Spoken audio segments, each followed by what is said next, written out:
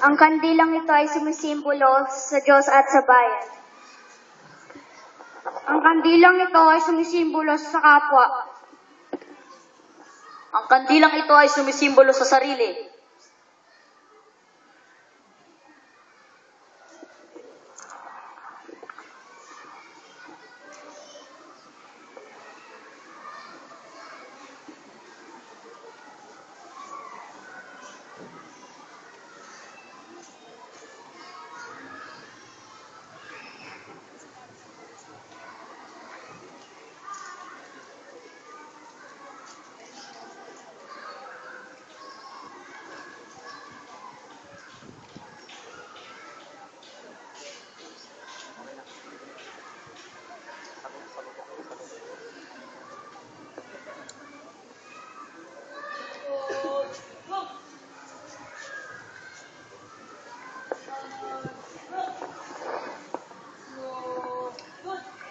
Inyong narinig at binigkas ang sumpa ng Scout at ang tatlong tungkulin na